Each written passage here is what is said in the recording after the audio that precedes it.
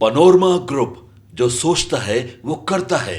आपके अपने सपनों का आशियाना। नमस्कार, मैं अंकित और आप देख रहे हैं सिटी पोस्ट लाइव। राजधानी पटना से एक खबर सामने आ रही है जहां जेपी गंगा पथ को लेकर एक बड़ा और अहम फैसला लिया गया है। जी हां, पटना स्मार्ट सिटी लिमिटेड द्वारा हाल के महीनों में जेपी गंगा पथ के किनारे लगाई गई फ्री फैब्रिकेटेड दुकानों को अब हटाया जाएगा। इन दुकानों की जगह नई डिजाइन की दुकानें स्थापित की जाएंगी। यह निर्णय मुख्यमंत्री नीतीश कुमार के हालिया निरीक्षण के बाद सामने आए निर्देशों के आलोक में लिया गया है। जी हां, दरअसल जेपी गंगा पथ बीते कुछ वर्षों में पटना के लोगों के लिए सैर सपाटे, योग, मॉर्निंग वॉक और मनोरंजन का एक प्रमुख केंद्र बन चुका है।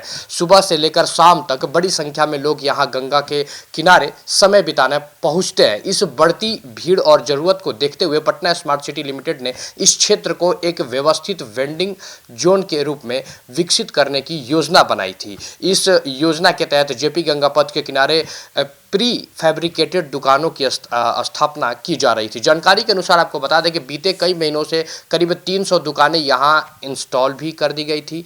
इन दुकानों की खासियत यह थी कि उनकी डिज़ाइन में बिहार की लोक संस्कृति, पारंपरिक कला और स्थानीय पहचान को दर्शाने की कोशिश की गई थी, ताकि यह इलाका न सिर्फ सुविधाजनक बल्कि सांस्कृतिक रूप से भी आकर्षित दिखे। पटना स्मार्ट सिटी लिमिटेड की योजना थी कि खरमास समाप्त होते ही इन दुकानों का आवंटन शुरू कर दिया जाएगा। इसके लिए लगभग सारी तैयारियां पूरी कर ली गई थी, लेकिन इसी दौरान मुख्यमंत्री नीतीश कुमार ने जेपी गंगा पथ क्षेत्र का निरीक्षण किया। निरीक्षण के दौरान मुख्यमंत्री ने दुकानों के डिजाइन, उनकी उपयोगिता और पूरे क्षेत्र के सौंदर्यीकरण को लेकर कुछ महत्वपूर्ण सुझाव दिया। आपको बता दें कि मुख्यमंत्री के इन्हीं निर्देशों के बाद अब दुकानों की मौजूदा डिजाइन था उसमें बदलाव कर दिया गया है। सूत्रों के मुताबिक आपको बता दें कि अब Patna smart city limited Jaipur और इंदौर जैसे शहरों की तर्ज पर नई और आधुनिक डिजाइन तैयार करने पर विचार कर रही है।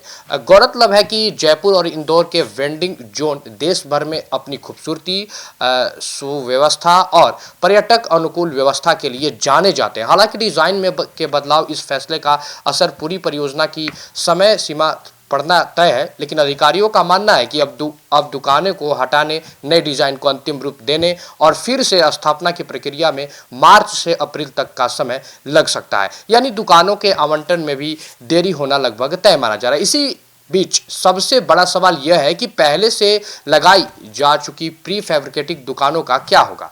इस पर फिलहाल अधिकारियों के स्तर पर मंथन जारी है। संभावना जताई जा रही है कि इन दुकानों का उपयोग पटना के अन्य विकसित या प्रस्तावित वेंडिंग जोन में किया जाएगा, ताकि सरकारी संसाधनों की बर्बादी ना हो और अच्छे ढंग से हो सके।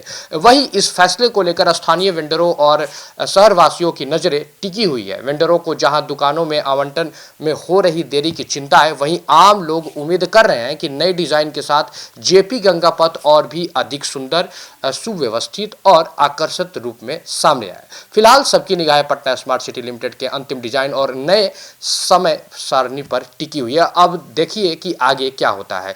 फिलहाल इस खबर में इतना ही। मैं अंकित और आप देख रहे थे सिटी पोस्ट लाइव।